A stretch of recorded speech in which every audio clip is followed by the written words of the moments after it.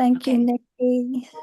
Good morning, good afternoon, good evening, everyone, depending on where you are in the world. Welcome to the 301st gathering of the monthly roundtable that's co-sponsored by the City University of New York Dispute Resolution Center at John Jay College and the Association for Conflict Resolution of Greater New York. Each month, these roundtables are put together by a wonderful committee of colleagues, including Nikki Borofsky, Matthew Latimer, Alex Yaroslavsky, Chloe Choi, and Elizabeth Grossman. Since 9/11, these monthly gatherings were in person at John Jay College. Since the pandemic, we've been meeting online virtually, and these sessions are recorded. The recordings are posted on the listserv on the websites for the Association for Conflict Resolution of Greater New York and the City University of New York Dispute Resolution Center's website, as well as YouTube. And Nikki will put the link in the chat for the posting on YouTube. We are so excited each month to have our colleagues share with us their expertise, their research, their publications. And this morning, we are thrilled to have with us our colleagues at the American Arbitration Association, Jeff Zaino and Andrew Barton, who will talk about their work in AI, perhaps the most timely of topics for us in the field of conflict resolution. I'm going to turn it over to Nikki, who is going to more formally introduce Andrew and Jeff. Take it away, Nikki. Thank you, Maria. And for those of you that have been present, you've heard some of the exchange between two great, I think, former roundtable speakers, Jeremy Lack and Homer LaRue, that have hopefully riled you up and excited you. So I want to say welcome and thank you again for joining us from wherever you find yourselves in the world for this month's roundtable breakfast or lunch or dinner. As dispute resolution professionals, students, enthusiasts, and inquisitive people, we've spent decades asking what makes people trust a process. Legitimacy hinges on more than reaching a sound outcome. It depends on whether the parties involved believe the process was fair, efficient, transparent, and worthy of their confidence. Artificial intelligence gives us a new way to think about this enduring question, or maybe not so new. Many of us have become comfortable to varying degrees with using AI to organize information, challenge our thinking, summarize complex material, or prepare for important conversations. But our comfort level often shifts when AI becomes part of a process that affects us or binds us rather than assists us. So, how much should parties know? What should they reasonably expect? How will counsel play a role in this process? Where should human judgment remain indispensable? And how do we embrace innovation without diminishing the confidence that gives our conflict resolution processes legitimacy in the first place? These are the questions that are especially compelling in arbitration, where party autonomy extends not only to choosing who the decision makers are, but often to shaping the process itself. And these are no longer hypothetical issues. What happens when AI tools don't just help the arbitrator prepare, but actually draft the awards? We have hope this is reviewed, revised, and ultimately issued by a human, which is, I think, where we're at right now. But what happens when a party can simulate how an arbitrator might rule before ever filing, which is what Jeremy was speaking about? Our guests today can both speak to this because their organization has actually built many of these tools. As AI becomes more and more powerful, arbitration and mediation offer a unique opportunity to explore how tech innovation can be integrated thoughtfully and responsibly. The AAA ICDR has emerged as a global leader in exploring these questions and developing bespoke, market-responsive, cutting-edge tools. Through research, tech innovation, policy development, and practical implementation, the AAA ICDR is helping shape how AI is integrated into dispute resolution. In fact, as you'll hear soon, there is the launch of the AI arbitrator trained on more than 1,500 real words, and more recently, a resolution simulator that lets parties preview possible outcomes before committing. You'll hear much more about this. And I apologize for my dog. He's very excited about artificial intelligence. So today we'll hear about what exists, what's on the horizon, and how the dispute resolution community is reacting from very well-placed experts leading these charges. I'm just going to say a little bit and they'll probably introduce themselves more fully. But Andrew Barton serves as president of AI business development at the AAA ICDR, where he has overseen development and deployment of the AI arbitrator. His perspective is especially valuable because he brings more than 30 years of experience to his role, having been immersed in nearly every aspect of the organization's work, from case administration and arbitrator education to regional leadership, client development, and commercial operations. His perspective is grounded not simply in what technology can do, but in a deep understanding of how dispute resolution systems earn and maintain the trust of the people that rely on them. Joining Andrew is Jeffrey Zaino, Vice President of the AAA's Commercial Division in New York. For those of you who don't know Jeff, which is a shocking segment of this population. He oversees one of the nation's largest and most sophisticated commercial arbitration portfolios and is one of the field's most respected advocates of ADR.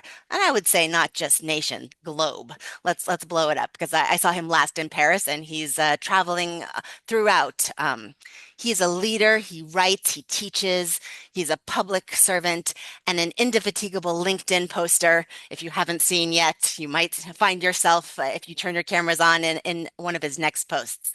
He consistently helps practitioners and users navigate emerging developments with practical insight and an unwavering commitment to the core principles that define our field. Today's conversation will explore how artificial intelligence is reshaping dispute resolution, prevention, case management, evidence gathering, decision making, and settlement negotiations. More fundamentally, our discussion will invite us to consider how leading institutions and our own practices can continue to evolve while preserving the qualities that have always made dispute resolution a trusted and effective way to resolve conflict of all kinds. So, grab your coffee or your beverage of choice, engage your critical thinking, perhaps fire up your favorite artificial intelligence assistant, and let's explore one of the most consequential conversations facing the profession and the field, and really the world at large.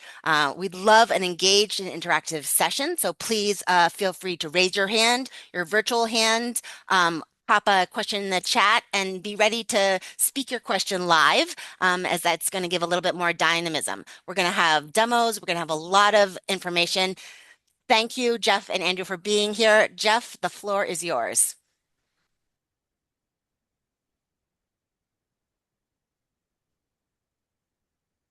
Someone muted me. Sorry about that, Nikki. But thank you so much for the very kind introduction, and it's great to be here. I want to first of all thank ACRGNY and John Jay for inviting us to be here today, and for the audience here today. It's going to be a great program. Please, like Nikki said, please feel free to ask a question, raise your hand at any point throughout this. This is going to be interactive today.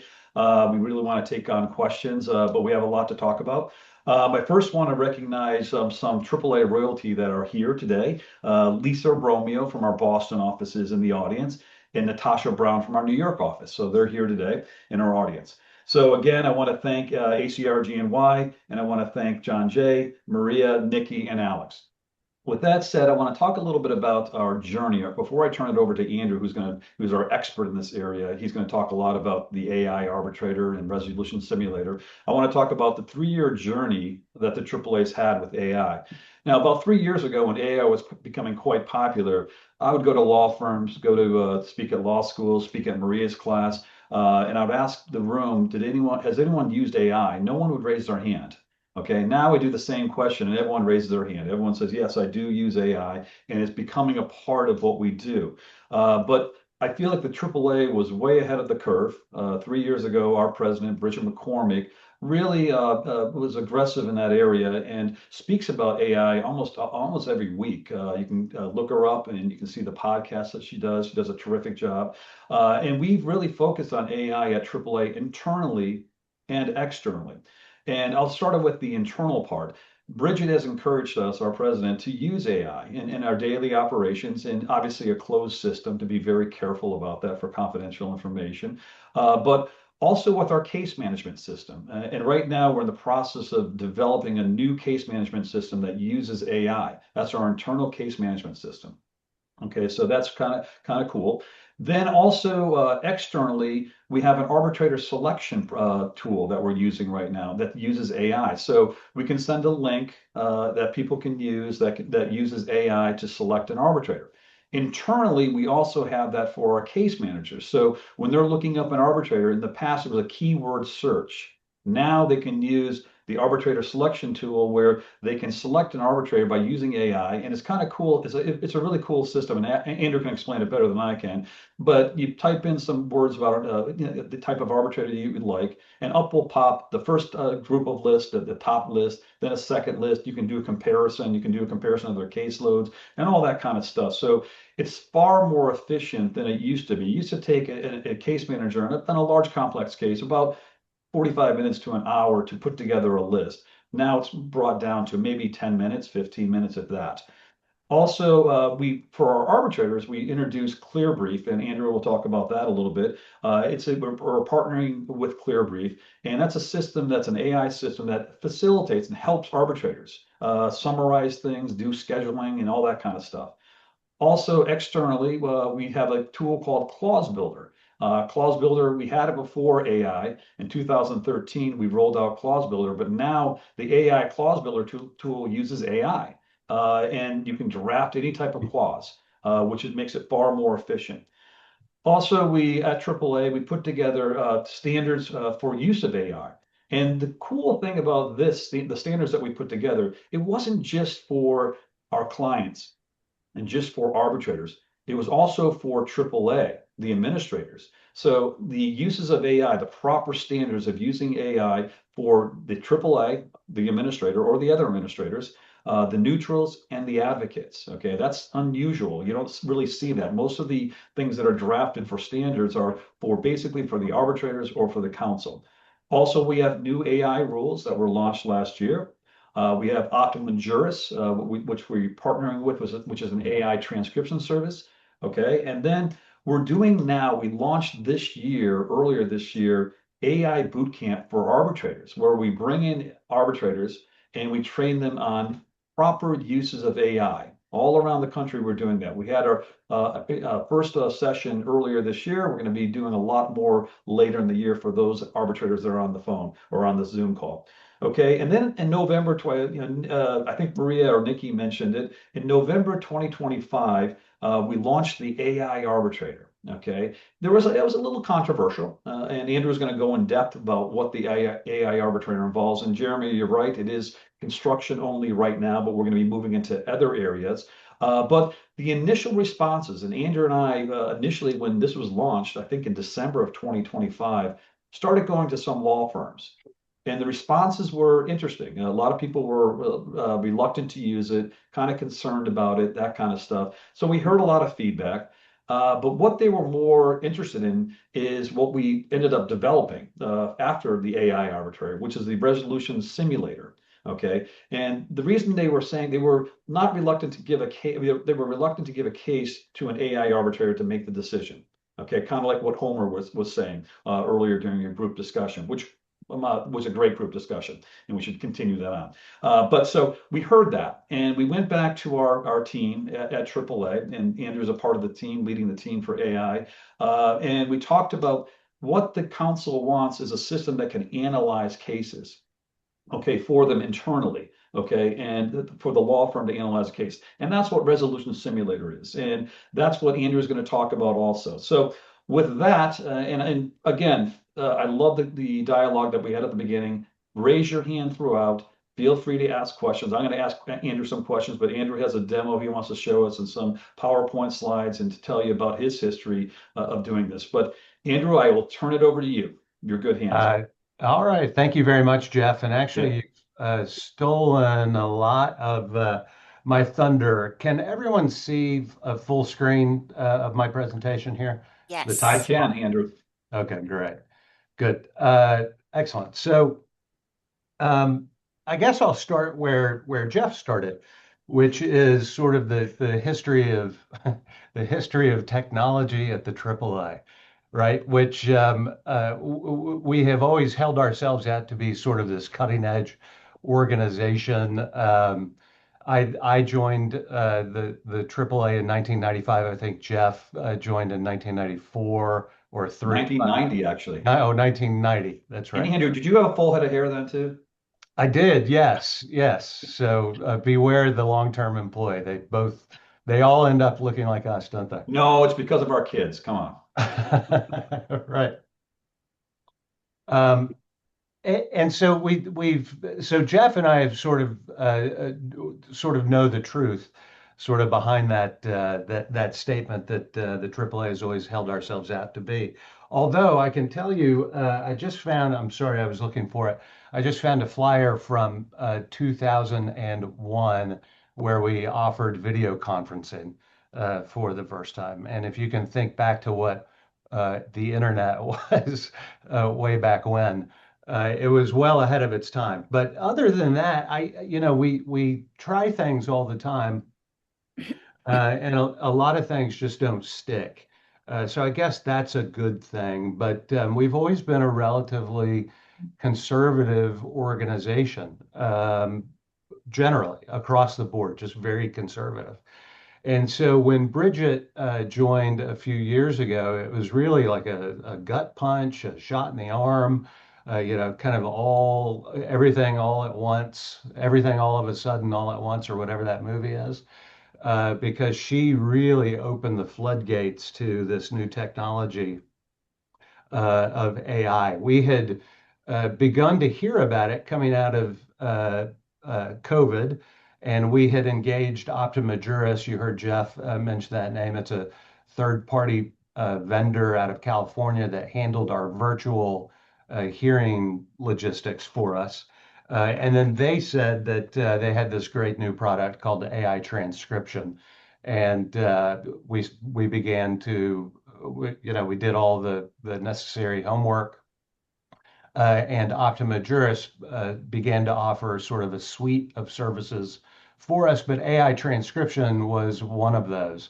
So that was really our first kind of public facing tool, if you will, that we started to offer our parties. Uh, Andrew, if I can interrupt and ask you a please. quick question. In the chat, Stephanie asked, would love to hear more about the AI transcription, transcribing program and its accuracy. How accurate is it? I know you have some stats on that, don't you?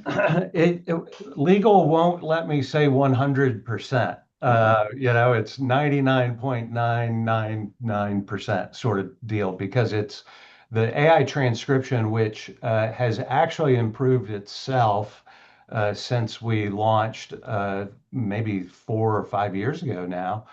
So that's actually improved, but the service that we use does a double human review so that they can claim or boast up to 99.9% accuracy. And because of the use of AI, here's one of the benefits and one of the very probably commercially viable use cases for it. It's delivering transcripts at half the cost, uh, and then you can get rough drafts the same day, semi-roughs the next day, and full transcriptions delivered within like 3 days. So, Oh, cool. Well, another question, yeah. Andrew, in the chat. How well does AI transcribe people who speak with a strong accent or dialect? Yeah, it's our Optima Juris has been engaged in a number of cases with us. Some of our international cases, believe it or not, were the first to use AI transcription, and they also do translation and interpretive services as well. And they have don't ask me how. It's all the algorithms behind the scenes, but they have not run into any issues with dialect among different countries. It does a really good job at actually picking out the speaker as opposed to the background noise. It doesn't get interrupted necessarily or doesn't mishear things. Um, so it's a pretty cool piece of technology. And all Yeah. you need is a microphone and it pipes in through the internet, et cetera, through encrypted software. Cool. Well, hold one more thing. And have they Okay. compared the transcription with the actual voice recording that precedes the transcription? Optima Juris holds the digital. If It's been a while since I've been directly related or engaged with Optima Juris.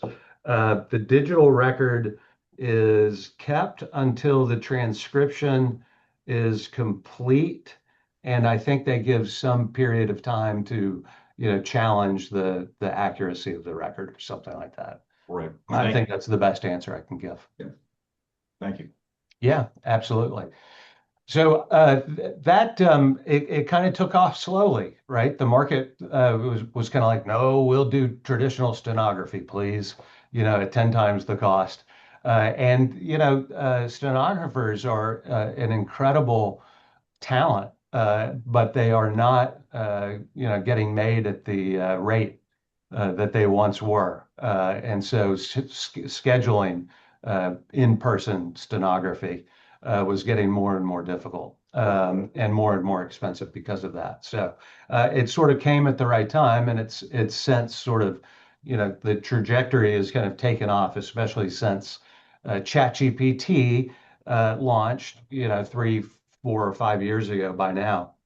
Um, and that's when Bridget kind of came onto the scene, and Jeff is right, challenged us all, got us all enterprise licenses. We set up committees, we set up contests, we set up idea boards, everything we could do to get out in front of AI as quickly as we could. Bridget was for, because she could see sort of the writing on the wall that eventually uh, AI would help us in certain aspects of our business, including facilitating aspects of the arbitration process. So from her kind of get-go, we began developing the Clause Builder AI, which helps parties sort of, speak to in natural language to the computer, and it pops it into a clause. Optima Juris, as I mentioned. The arbitrator search, I think, is incredible because it actually, I think, Jeff, tell me if I'm wrong, it tends to sort of normalize or make the playing field a little more equal in terms of Absolutely. search, Absolutely. and it's a little more robust. So we're actually digging deeper and finding, if I was a case manager and I had a favorite arbitrator who I knew was a good arbitrator, didn't bill a whole lot, like to get the case done pretty quickly, right? They might show up on my homemade list, a little more often. But the AI arbitrator search is really allowing our case managers to go beyond that. So, Yeah, I've only heard positive things from the case managers. That's reducing their time and searching and making for a better search. Yeah, it yeah, really is. Yeah. yeah, absolutely. And then Clear Brief, we offer to all of our arbitrators. I think on all of our cases, if not all, it's certainly available on our large commercial and construction caseload.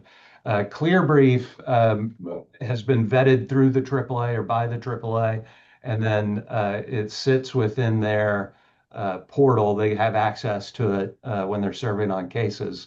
It serves to help organize and create timelines, et cetera. And in our testing, it was saving about 8 to 10 hours of time on larger cases.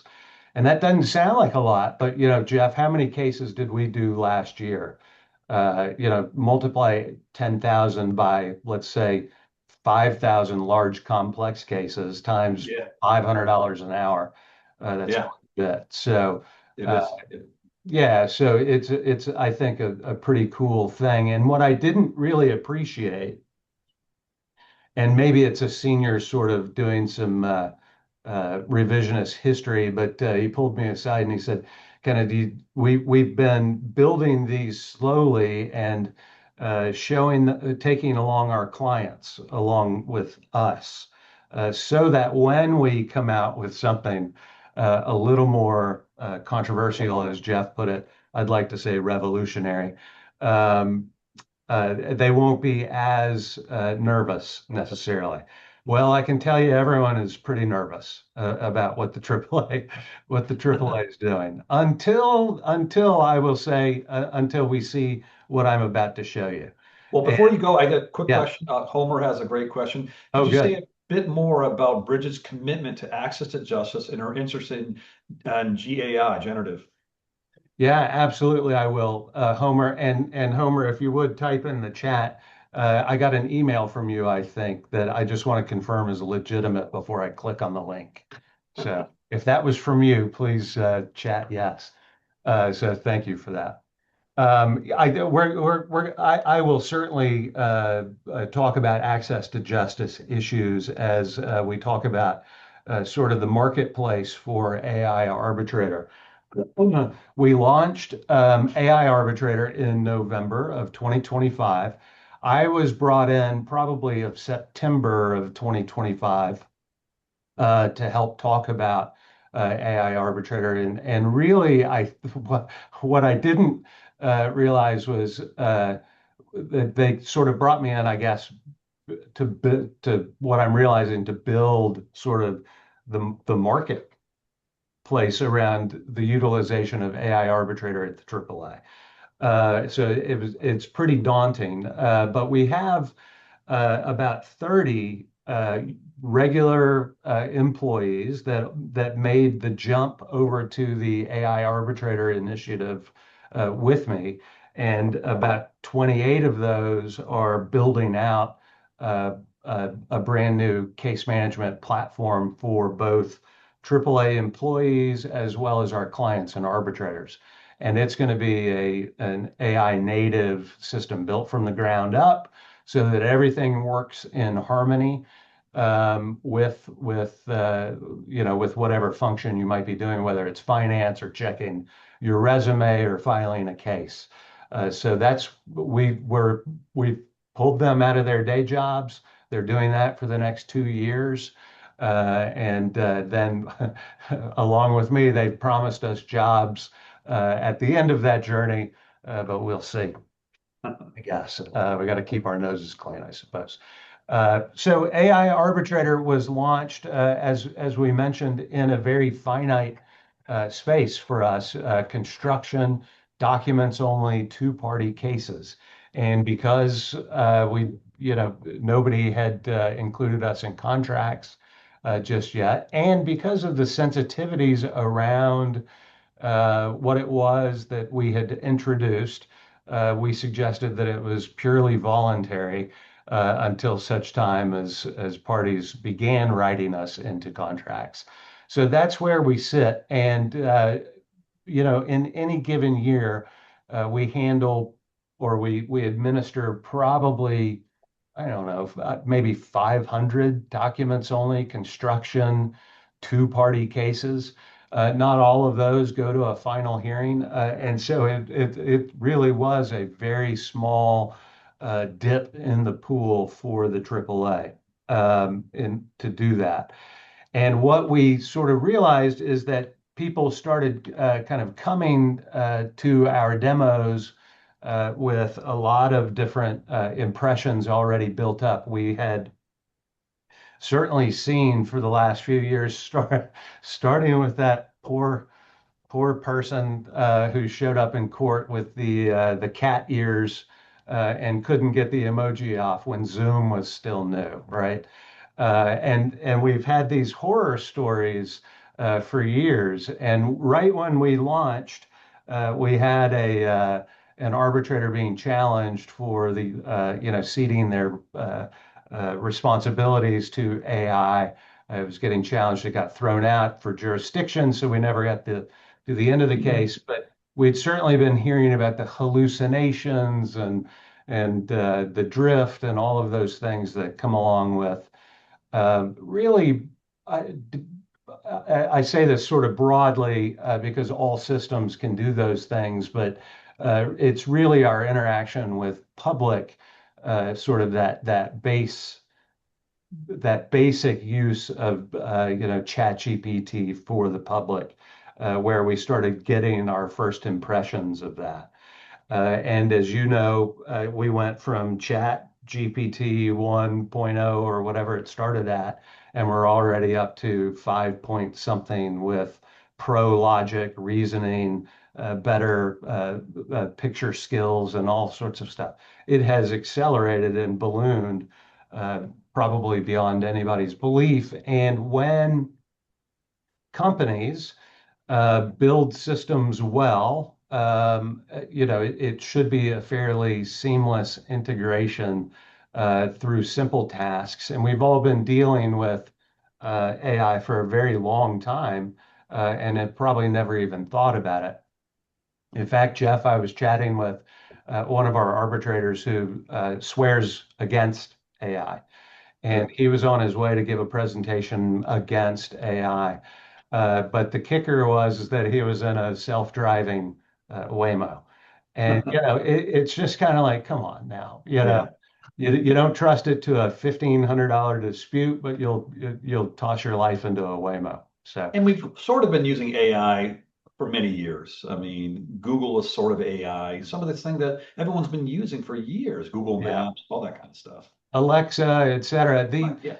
The scary, I think the most important thing that it's the Wild West right now, right? And you get onto these presentations, and it's like, yeah, my law firm built their own, large language model. My firm built this app that does this stuff.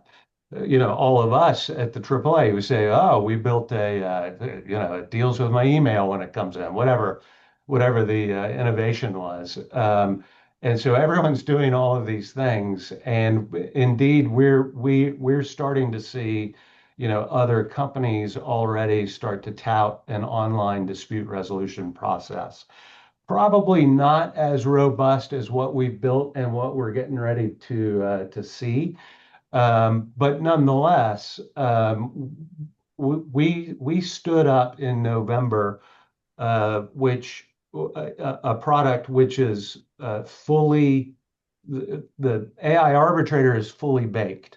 The platform upon which it sits is considered a minimally viable product, and we kind of shed all of the bells and whistles that you would typically get in a two-party $1 million commercial case.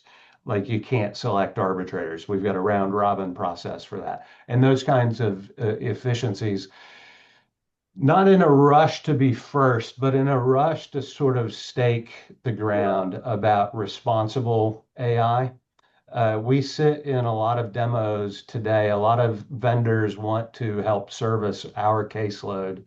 And we get a lot of startups popping in with no proof of concept, wanting to do this, and they've built what they think is going to work, all the way up to incredible companies like LexisNexis and Veritext, and all these big groups all have their different AI products.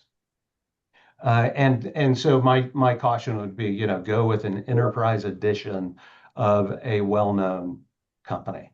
And Andrew, the systems that we have built at AAA, those are all internal. Is that correct? We Yeah. consulted people, but that was all an internal staff. Yeah, well, if the product was built and proven to the AAA, like ClearBrief, we tested for probably 6 to 8 months before we felt comfortable doing that.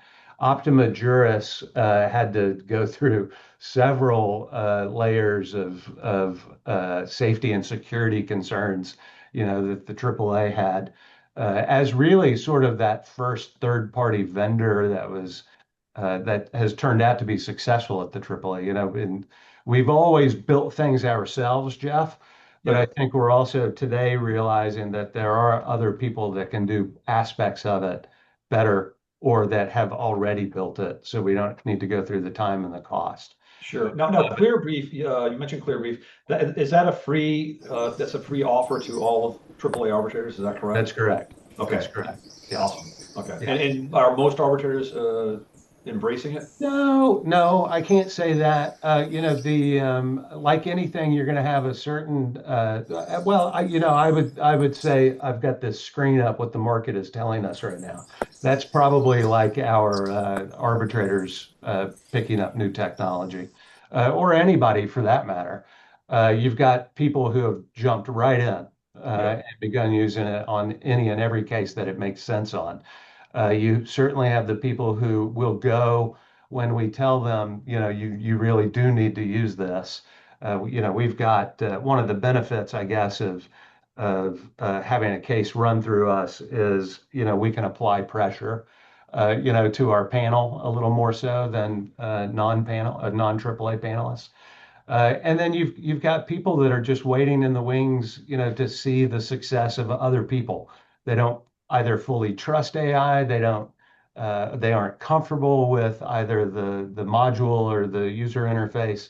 And then, of course, like any segment of the marketplace, and especially I think with AI here in the still the formative years, you've got Luddites who just will never ever be bought into it.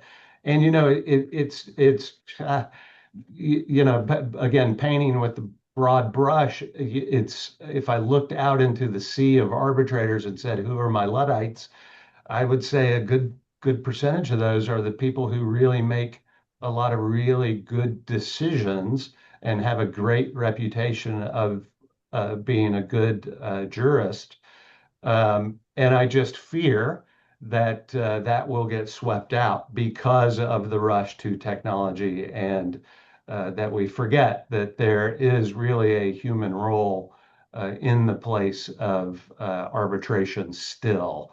I do Sure. think, and to Homer's question about access to justice, Bridget has really challenged us to do good with our AI initiative. It's not just to make things better, smarter, cheaper for our big clients, but who is underserved in the population. And that doesn't mean, necessarily the poor. It means the people who can't find representation on a $2,500 case. It does mean the unrepresented.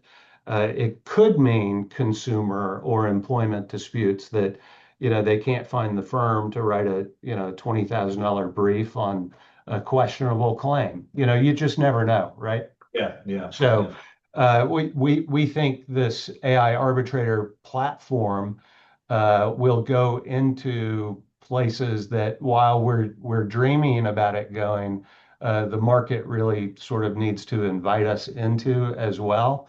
Because if we come sort of hard charging, for instance, into consumer, and we weren't sensitive to the due process protocol or the views of the defense or plaintiff's bar, and how that might be received, then we're just inviting more chaos. So, Well, just one quick, another question, but I think you sort of touched on it about Clearbrief. How was Clearbrief evaluated for accuracy? Was it done independently? I think you kind of touched on it. We worked on it for like 8 months or something like that. yeah, again, Clearbrief was a company that came to us. It was a product that presumably, right at that time, had been developed and was already at an acceptable level of accuracy. So as as we're doing with other products right now, we asked a group of arbitrators to try out Clearbrief, and they gave access to that group to run their own casework through to check it. And so I wasn't a part of that testing. I don't know exactly how they measured, the arbitrators' responses, but it was good enough for us to say use it on every case. We felt confident enough in Sure. the product. Now, no, I'm sorry, I know I don't want to No, completely no, interrupt no. your presentation. Is the AAA looking into a subscription offering for small practitioners in Anthropic, AI, or enterprise type Claude, or maybe even Clearbrief? We are looking at anything and everything.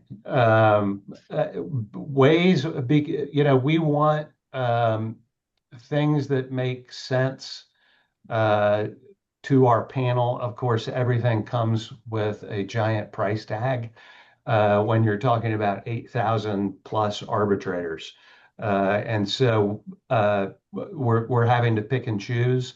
While we do have a lot of money, we don't have endless amounts. And it's funny when we build products like AI Arbitrator or Resolution Simulator that I'll share with us in just a second.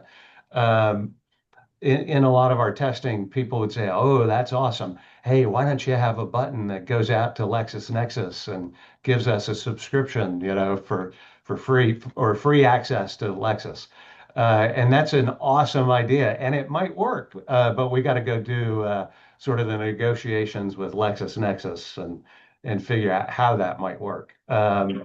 So all great ideas, and we're just like the AI ideas board that we have, Jeff. It's every single day I get a message that somebody has a new idea Yes. that's AI based that is designed. And by the way, the parameters on that is any idea is on the table as long as it improves your job. And to date, I think we've gotten over 1,000 responses since we stood that up, and we funded about 25 of those ideas to push those out into our ether at the AAA. So it's helped us tremendously. Okay, so let me stop sharing for a second in order to share my other screen. Sure. And thank you, Jeff, for keeping your eye on the chat. Yep. Well, while you're doing that, if any of these AI systems makes a mistake, who takes responsibility? Would that be AAA? Who would that be? If any of our systems make a mistake? I'm sure there's terms and conditions that lay this out. And it's probably a multifaceted response that I can give. You'll see, for instance, for what I'm about to show you, we have human guardrails throughout the process. And so it becomes a party responsibility and then ultimately the arbitrator's responsibility. So I would say whoever is ultimately relying on the outcome of the tool at the moment should know the dangers or the perceived shortcomings of AI, and they are largely taking responsibility for the output that's being put either in front of the judge's eyes or the jury's eyes or the arbitrator's eyes or the arbitrator back to the advocates, which I think is why we are rightfully so hypersensitive about the disclosure of the use of AI. Although I challenged someone the other day, and I don't know that I was as artful. I'm rarely eloquent, and I don't know that I was as artful as I could have been, but I said something like, if you're comfortable in the answer, what does it matter? Right. And I was sort of speaking to the early, concerns we all had with, when law libraries moved online, et cetera, word process, whatever the concerns were when the new technologies came out, or doing research online, right, and hitting a fake website, those kinds of things. Eventually we're going to hit levels of comfort with the acceptable use. I was chatting with my father-in-law probably about a year ago, who was starting a new position, and he said, I need some help. I need to develop some forms, and I hear you're into AI, and maybe you can help me, but I don't want anyone to know that AI helped. And I was like, Ken, everyone's doing it, you know? And Yeah, so, everyone is. and now, like, many law firms, many companies, everyone's doing it. I use it every single day. Same, same, Yeah, same. and I try not to use it for the mundane. I still try and challenge my brain a little bit, but what it can do really well, we're all familiar with. Of course, it still gets some things wrong. I have it produce PowerPoint slides. In fact, I think it produced this one.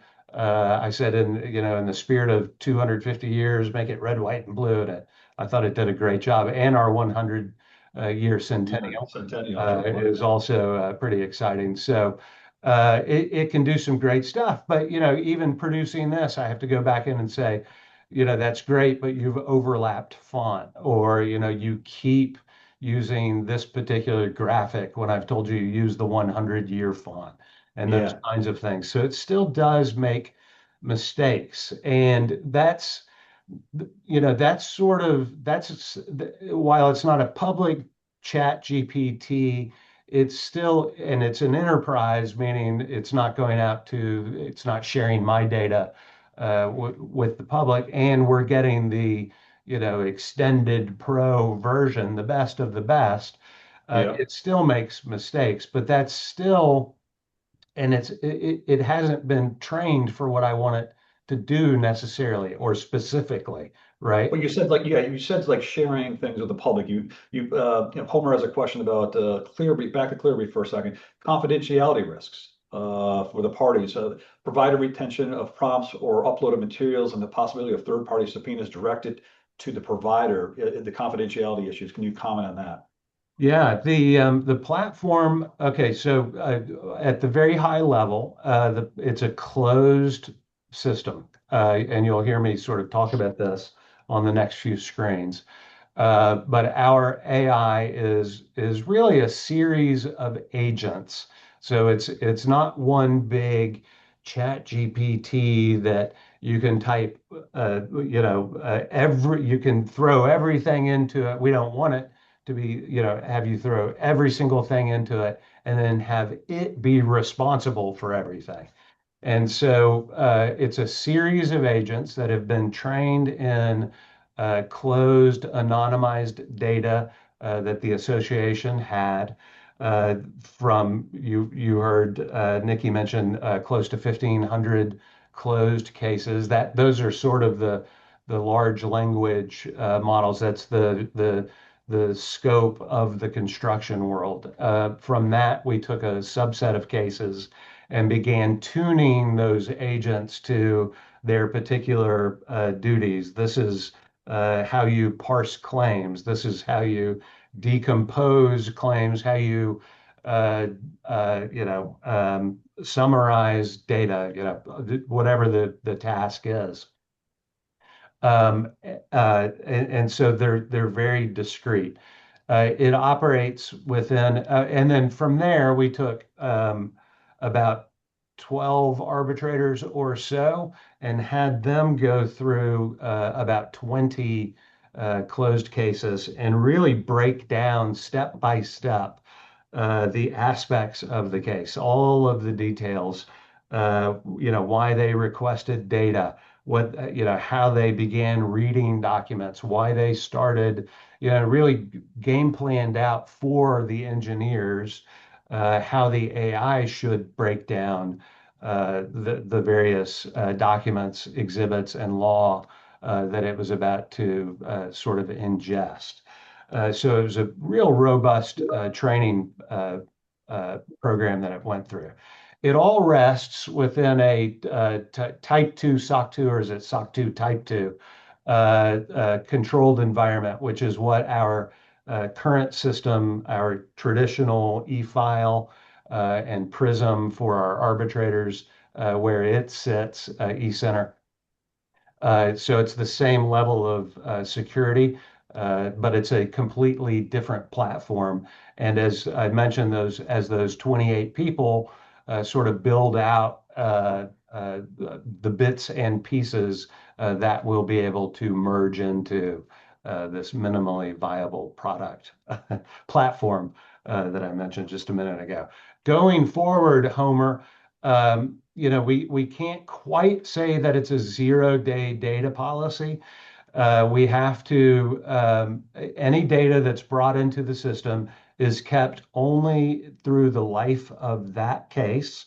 So we're not using that data to train anything going forward, but it remains there for a period of like 20 days, and that's within our terms and conditions that it's the way the platform, the way open source retains information, and then they purge and delete within the enterprise system. But it's all closed, it's all purged, and it's all laid out in those terms. So, but I think the most important thing, I think, is that it's not used for future training.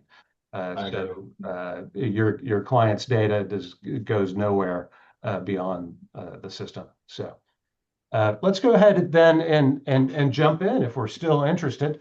And I'll sort of move through these kind of quickly. And in fact, we'll start with our submissions.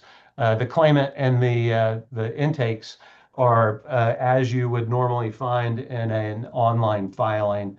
We ask you to tell us a little bit about the case and who the other side is. We will invite them into the portal. They will create their own contact information, tell us whether or not they're going to be participating or responding, I should say, or filing a counterclaim. And once they have created their information, that will trigger a new email to our claimant to move back into the platform and begin their submission. This is meant to be a really self-driven process so that the AAA case manager, of which we don't have any on this particular caseload, doesn't get in and gum up the works or just it's just one less kind of cog in the wheel that could get clogged. And so we pulled the case manager out. We're trying to make this as efficient as possible. We do have people sitting behind the help button up here on the right-hand corner, and those will be our tech/case specialists that you can reach out to at any time during normal business hours to do this. But our claimant will begin their submission, and as you can see on the left-hand side, we've got sort of here's what you can expect in this particular process. On paper, we've shaved about 35% of the time and about 25% of the cost. Filing a claim in AI Arbitrator is $1,500, excuse me, is $2,500. $1,500 of that goes to the human arbitrator, and $1,000 of that goes to the association for its administrative fee. And if a respondent has a counterclaim, that would be an additional $2,500 split the exact same way. So we're going to hit start claimant submission, and I hope you'll find that this is fairly self-explanatory for our parties. We're constantly making user interface adjustments. So what you see today may very well be changed tomorrow, but hopefully it will be changed in a positive way as we learn from our users and really more so our beta testers what needs to improve. So over here, we've asked our parties to, and this is essentially what we're getting in those traditional documents only construction cases. Our arbitrators are by and large, probably well over 95%. I'm pulling that out of nowhere, but it's a large percentage, are basically setting up every case. You got to file a position statement. If you've got any exhibits, turn those in. And if there is any law you want me to look at, you got to notify me that. Just like in traditional arbitration, our arbitrators don't go out, aren't necessarily supposed to go out and do their own homework. If they want a piece of information or feel as though a party needs to provide information, it's up to the parties to do so. And that's the same contemplation in this platform as well. So, and again, as I mentioned, our AI arbitrator will not go out to prove sites or to find additional cases to support or otherwise get involved in the case. It can't do that. So that's one way in which we've tried to mitigate the fear of hallucinations.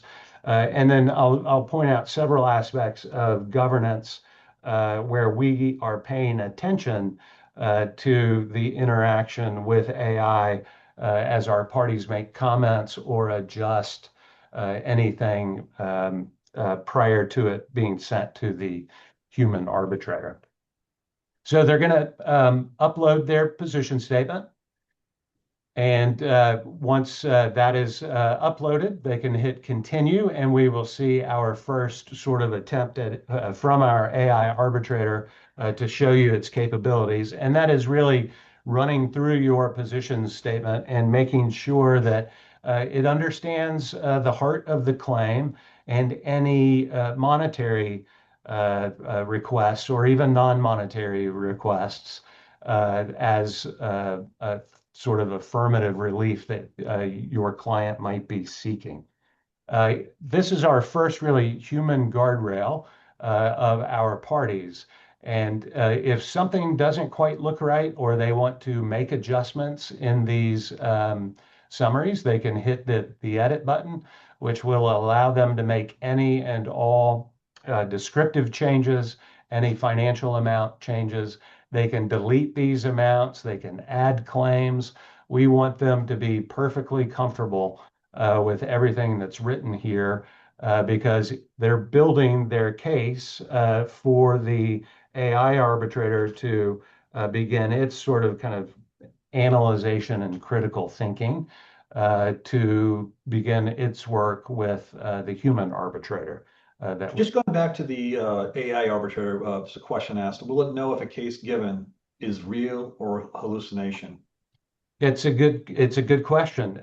No, it is no. I don't.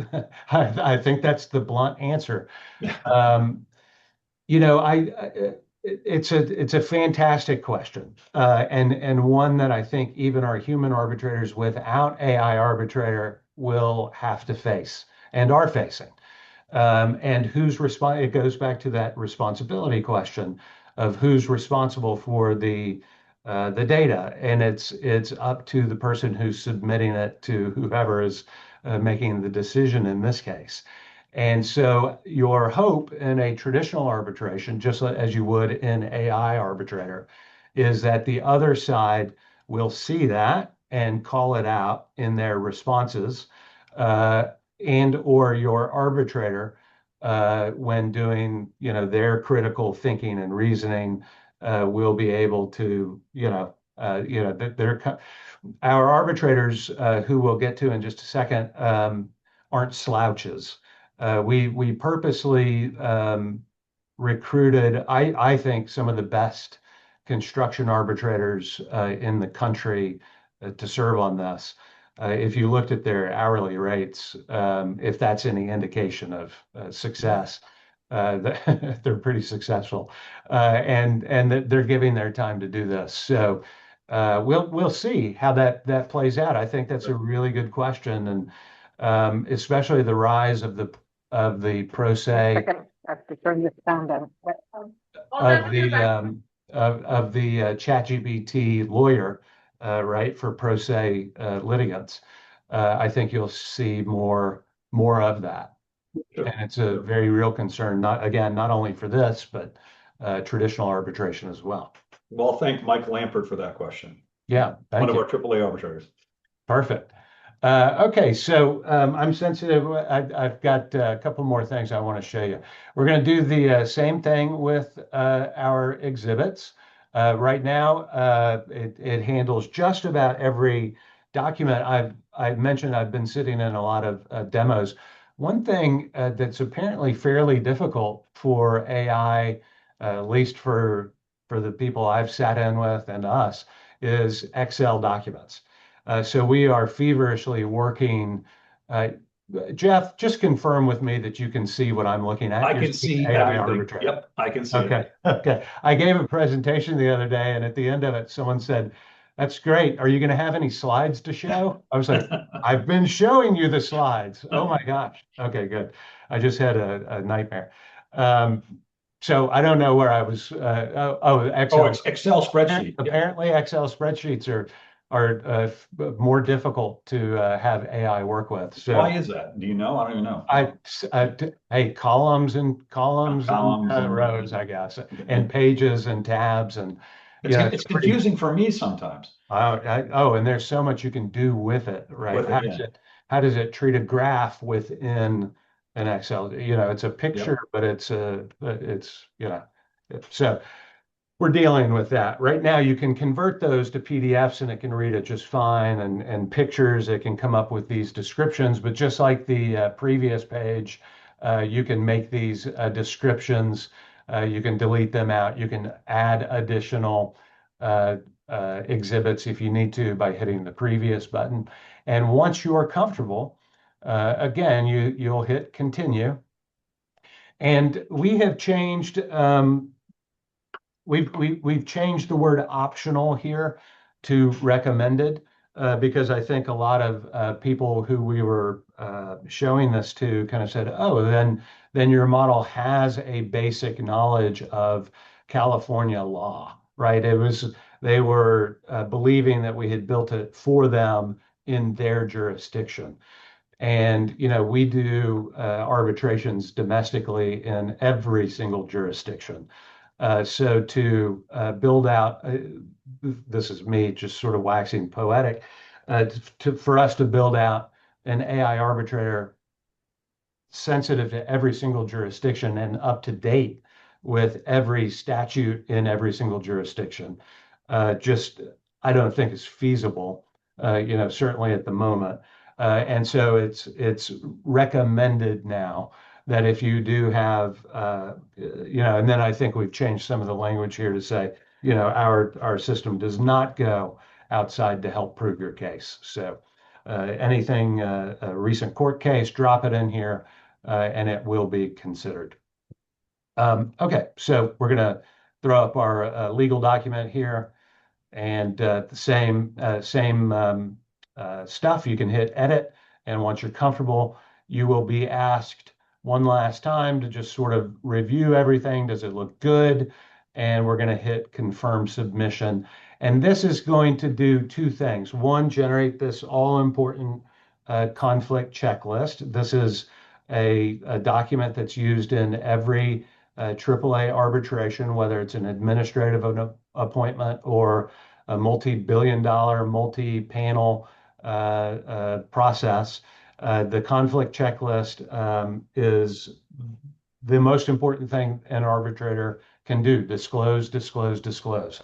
So our AI goes back through all of the documents that you just put into it and will pull out the checklist. While that's being done, we're inviting the respondent to begin their responsive submissions to claimant. And we're not going to go through those screens, but they look essentially the same. And if they had a counterclaim, then our claimant would have the opportunity to go back in and respond to those particular claims just as they would in a typical arbitration.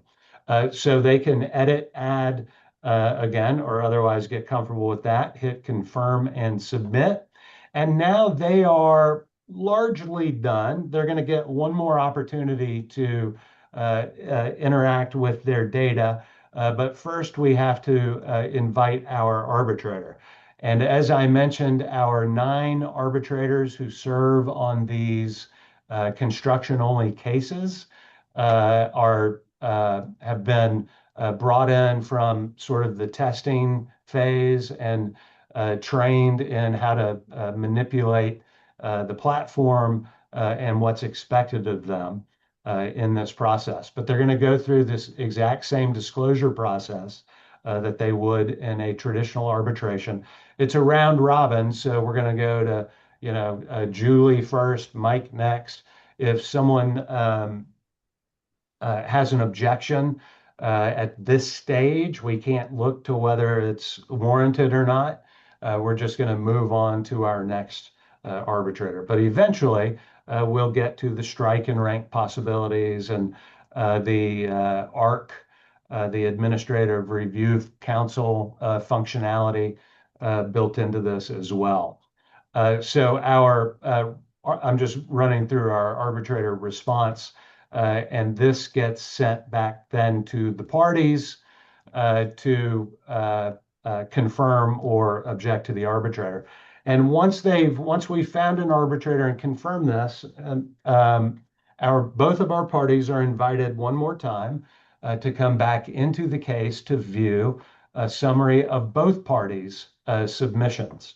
And so they're going to be able to see by clicking through these tabs the various claims and counterclaims made, the summaries that our AI agent has pulled out, a very helpful timeline of events, and the key issues that our arbitrators, you'll see in just a minute, are probably going to be wrestling with.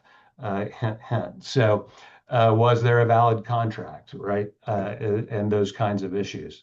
And on each of these, we are giving the parties an opportunity to provide any feedback that they want to on this case summary, or excuse me, all of these different items on the side here. This feedback is really meant to sort of make one last cure, I guess, of how something is written or to call attention to something in particular. It's not an area for parties to add new claims or add new dollar amounts and those types of things. We really wanted the parties to have at least one, albeit very basic, interaction with our human arbitrator. This feedback does not get pushed back into AI. So this subjective information that they might be putting in the right-hand side, you'll see in just a second, our human arbitrator sees without having it filtered. So we'll see how parties actually use that function. I think you're going to see parties try and add some stuff in there that we don't anticipate, but we just wanted to give them a little bit of comfort before they hit their feedback button, because once they do, they are done. It is now in the arbitrator's hands to make their determination. And as we've noted, and as we heard sort of in the conversations leading up to this presentation, AI should never take the place of human judgment yet. And we are not doing that in this particular case. You saw all of the tools on my very first slide about clause builder, clear brief, et cetera, et cetera, et cetera, optimum address. Those are all sort of bolt-ons to a particular process. None of them talk to one another. They all do very different functions, et cetera. And the way we have built this AI is, but each of those functions is building the parties up to a particular endpoint for our human arbitrator to then make a decision. And our AI arbitrator was built no differently. It is organizing the data, it's summarizing the data because it is trained the way it is training. It is making sort of a recommendation but it always, of course, with all of the other aspects of the interaction, allows the human to remain fully in control and is guided by that human control as well. So I'll shut up there for a second and move us through. But this is our arbitrator screen, so they can see that subjective feedback. They can see the whole case here and get a good idea of what it's about. Again, these are construction arbitrators, so we're not pulling in a third year junior associate who's done some plaintiff's work and then did some contract law and stuff. These are people, with 20 plus years of construction experience.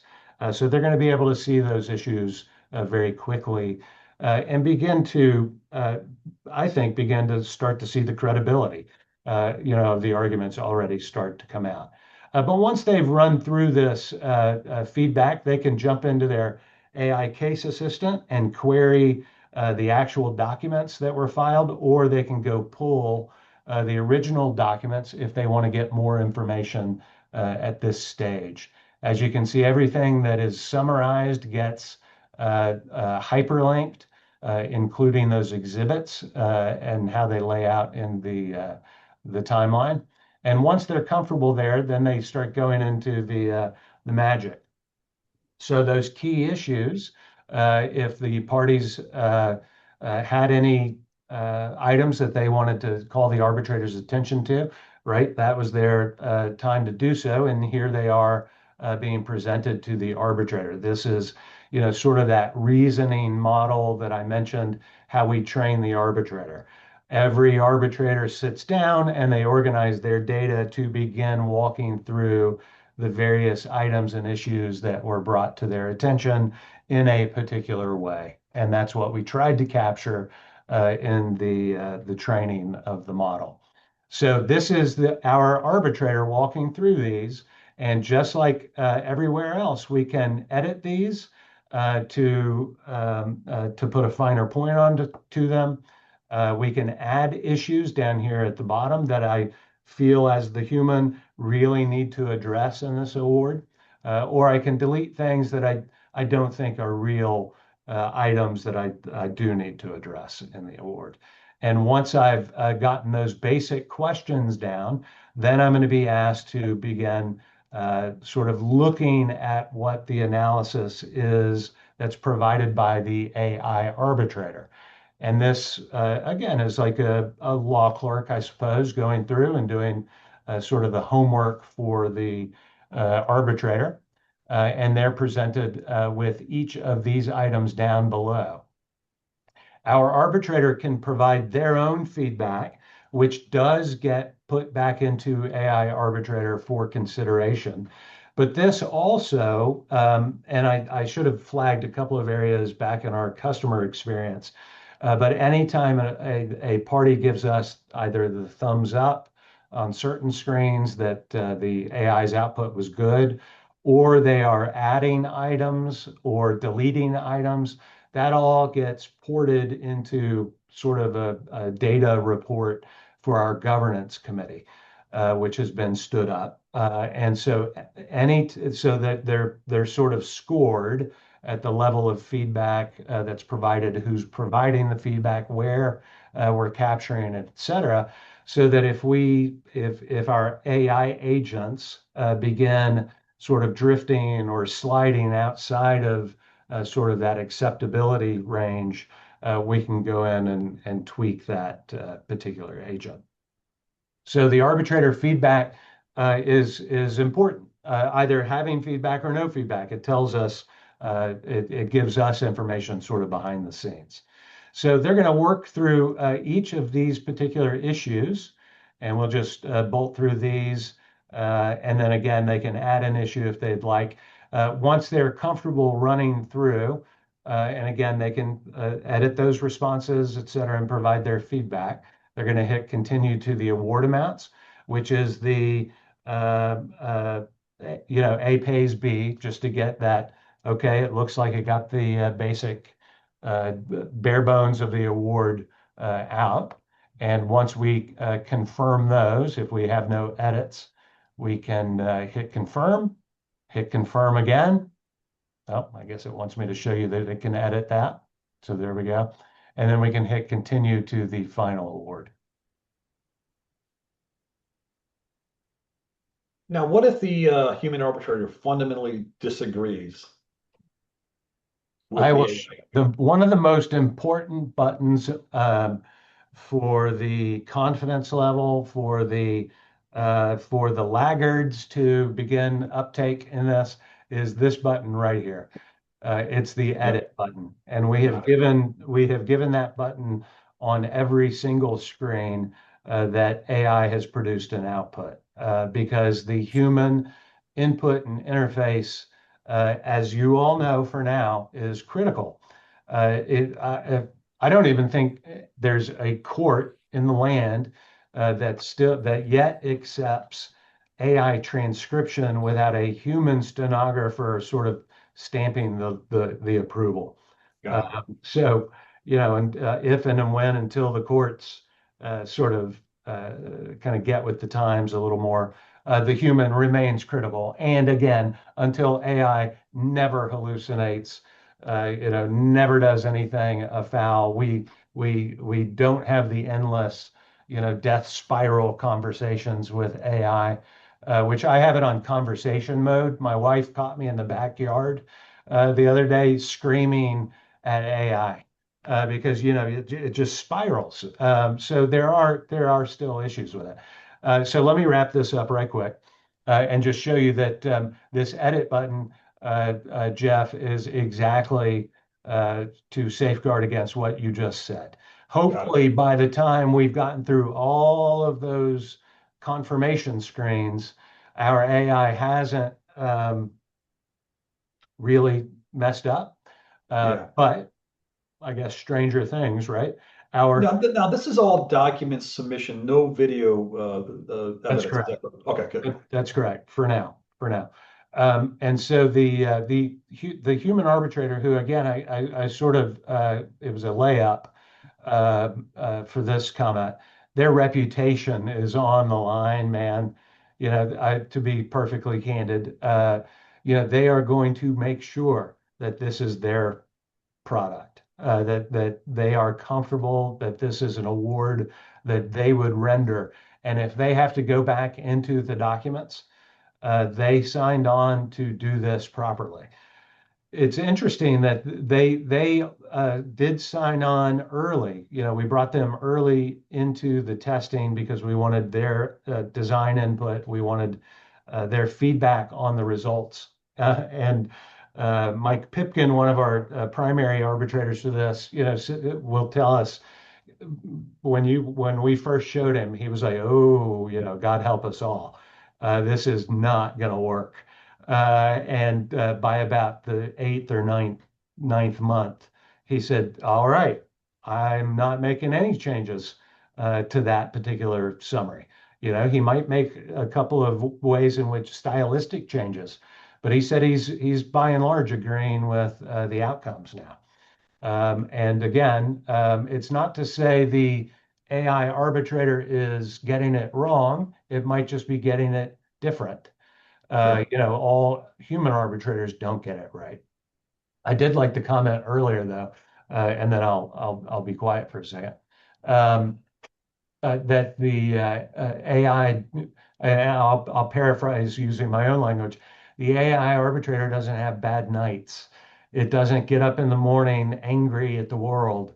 It doesn't have a glass of wine when reading through someone's briefs. These kinds of things.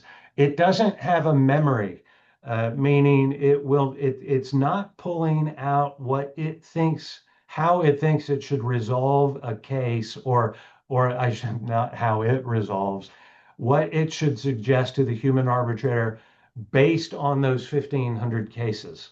It's not going back to say, well, Jeff Zaino ruled 100 times for the contractor on this particular issue. Therefore, Jeff should win on 98% of his cases. It's not doing that. Not doing that, right? Every case is it's being as best as AI can do now. It's reasoning through the arguments and coming up with a recommendation that the human arbitrator then has to, sign basically in blood.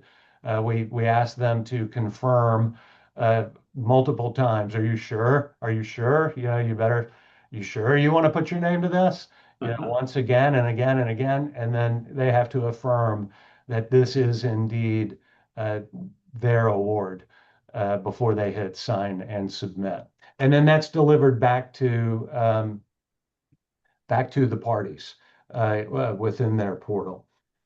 So I know I'm not sure, I think we're running okay on time. We're probably pushing it a little bit, right?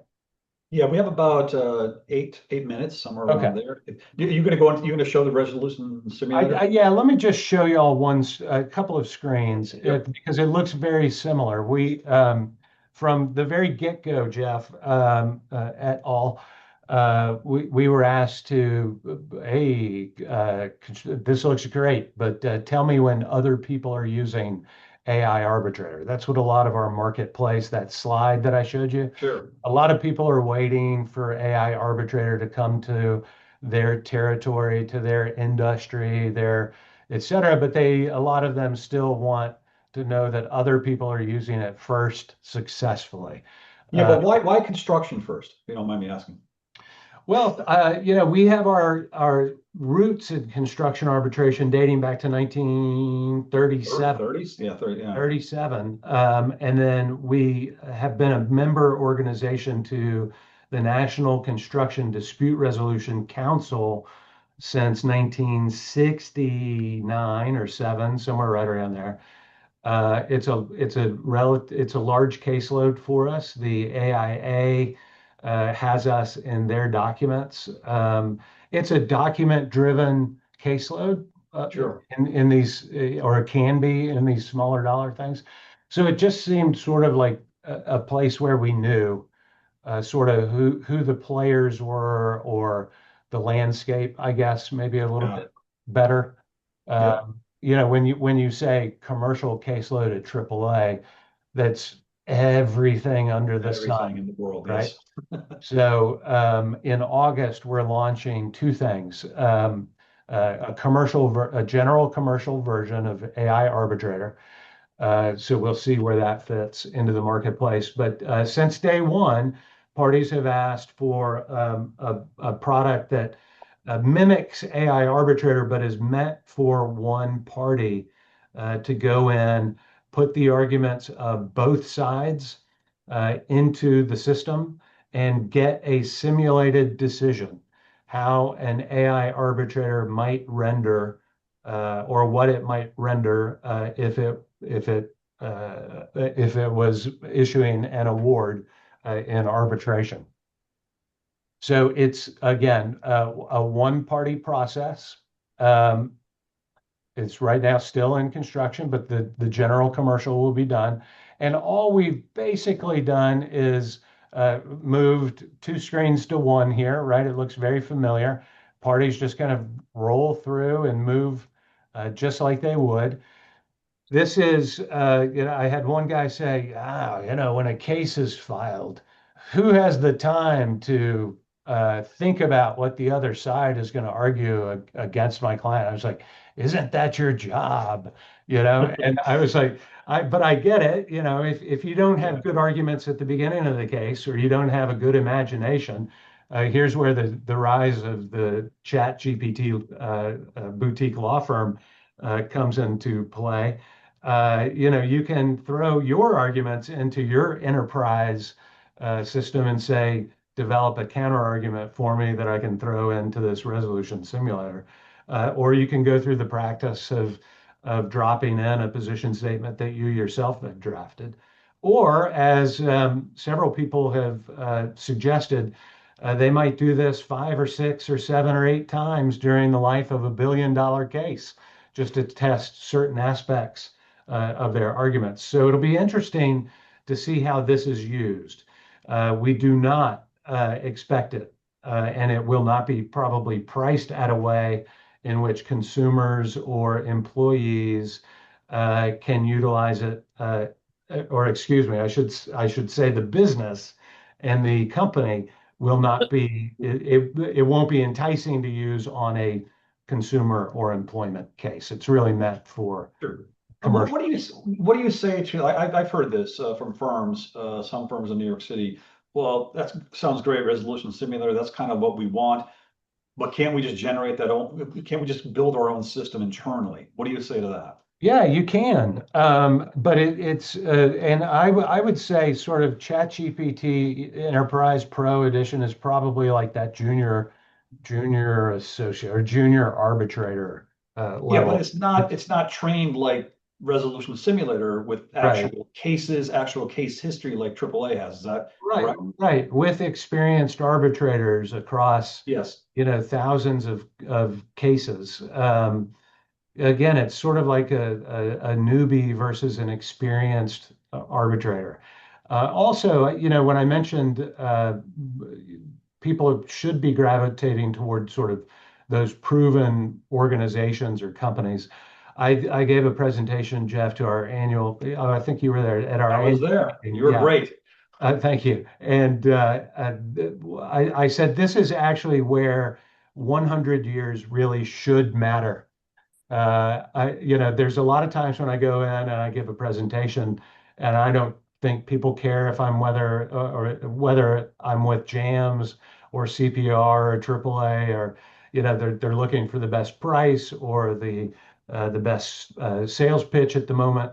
But 100 years, we really wanted to stake the ground that this is how it should be done uh, Sure. with the governance, et cetera. So let me just show you. So you are getting here to play both parts again. Where it differs here is we'll process your payment gladly, of course.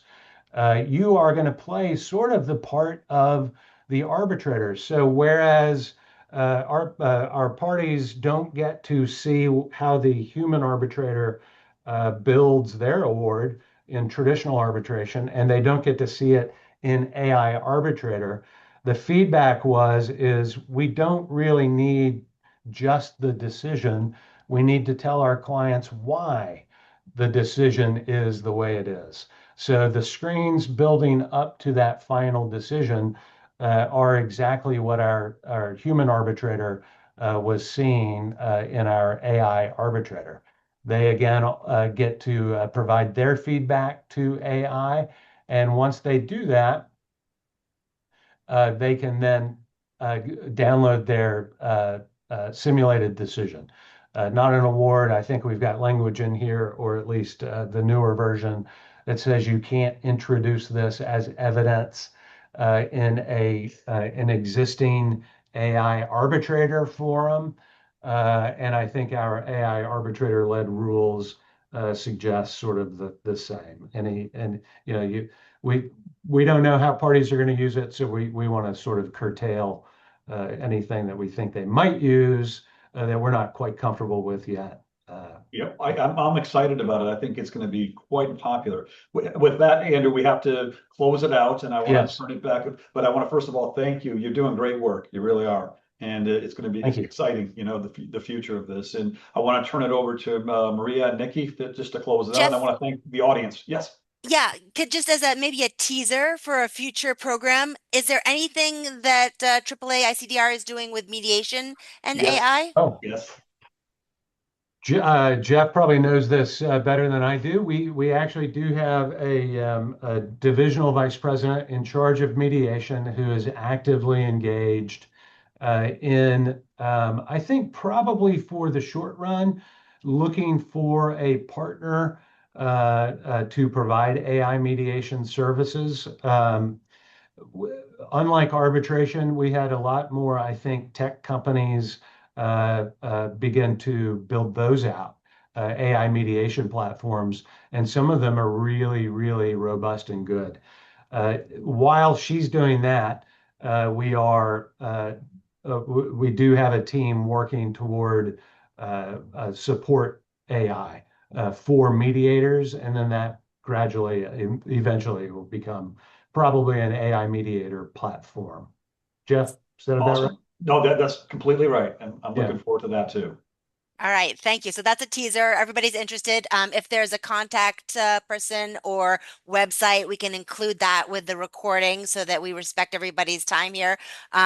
Sorry to be such a horrible tease about that, because I know a lot of our roundtable attendees are interested in all the worlds of ADR, so that's super important. But thank you very much for that excellent presentation. Maria, would you like to have a final word? Want to echo our I'm sorry. Sounds like we have an echo here. Ooh, that's very futuristic. That's cool. I like that. We've got double Maria happening, which is usually a benefit, but in this case, a little bit of an echo. Maria, can you unmute one of your instances?